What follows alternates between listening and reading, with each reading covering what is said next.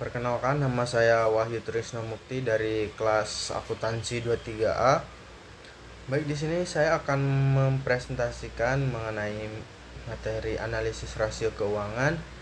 Yang pertama tuh definisi dari rasio keuangan. Analisis rasio keuangan adalah proses yang menggunakan hubungan matematis antara berbagai elemen laporan keuangan untuk memberikan wawasan mengenai efisiensi operasional, profitabilitas, dan kesehatan keuangan suatu perusahaan. Proses ini tidak hanya membantu memahami posisi keuangan perusahaan saat ini, tetapi juga memberikan dasar untuk membandingkan kinerja antar periode dengan perusahaan lain dalam industri yang sama. Tujuan dari analisis laporan keuangan ini adalah untuk mengevaluasi kinerja operasional untuk menentukan apakah perusahaan berjalan secara efisien. Selanjutnya yang kedua itu mengidentifikasi kekuatan keuangan seperti kemampuan untuk melunasi utang. Yang ketiga itu untuk menentukan kelemahan yang mungkin menjadi resiko keuangan di masa depan suatu perusahaan. Yang keempat itu membantu pemangku kepentingan seperti manajemen, investor, dan kreditur dalam membuat keputusan strategis yang berbasis data.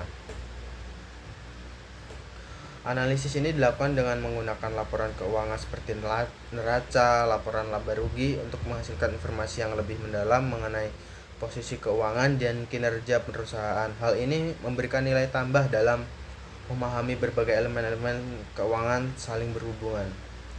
Selanjutnya ada jenis-jenis rasio keuangan. Rasio keuangan dibagi menjadi beberapa. Yang pertama tuh rasio likuiditas. Yang ini tuh untuk mengukur kemampuan perusahaan untuk memenuhi kewajiban jangka pendek. Rasio ini mencakup current ratio yang menunjukkan tingkat aset lancar dibandingkan dengan kewajiban lancar, dan quick ratio yang memberikan pandangan lebih konservatif dengan mengecualikan persediaan dari aset lancar.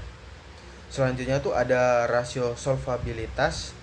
Ini tuh menilai kemampuan perusahaan dalam memenuhi kewajiban jangka panjang serta stabilitas keuangan dalam jangka waktu panjang. Ini tuh seperti debt equity ratio membandingkan total uang dengan ekuitas pemilik, sedangkan debt to asset ratio mengukur seberapa besar total aset yang dibiayai oleh utang. Selanjutnya tuh ada rasio profitabilitas.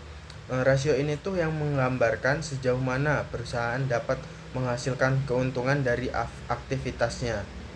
Dan itu seperti gross profit margin menunjukkan efisiensi operasional dalam menghasilkan laba kotor, sedangkan net profit margin memberikan gambaran laba bersih sebagai presentase dari total pendapatan. Sedangkan return on asset (ROA) menilai efektivitas penggunaan aset dalam menciptakan keuntungan.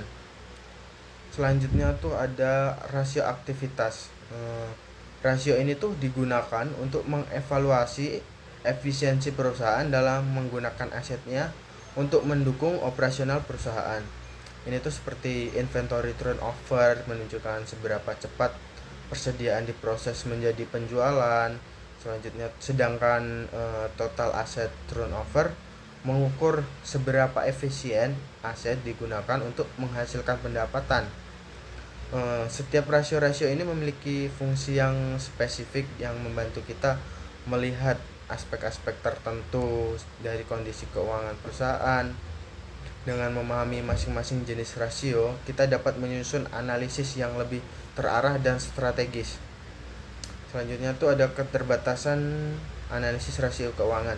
Tidak memberikan gambaran lengkap tentang data pembanding seperti data industri atau tren historis. Bisa dipengaruhi oleh manipulasi laporan keuangan yang disengaja. Selanjutnya itu tidak mempertimbangkan faktor eksternal seperti kondisi ekonomi, regulasi, atau perubahan pasar yang dapat mempengaruhi hasil analisis. Oleh karena itu, analisis rasio keuangan harus digunakan sebagai alat pendukung, bukan hanya satu-satunya dasar untuk pengambilan keputusan. Alat ini lebih efektif jika dikombinasikan dengan metode-metode lain analisis dalam laporan keuangan. Selanjutnya adalah kesimpulannya adalah Analisis rasio keuangan adalah alat yang sangat berguna untuk mengevaluasi kinerja dan kondisi perusahaan. Rasio ini memberikan wawasan yang dapat digunakan untuk pengambilan keputusan yang lebih bijaksana baik oleh manajemen, investor maupun pihak lain yang berkepentingan. Namun, pemahaman mendalam tentang tujuan analisis, keterbatasannya, serta data pendukung yang relevan sangatlah penting. Untuk penjelasan mengenai analisis rasio keuangan ini cukup seperti itu yang dapat saya sampaikan.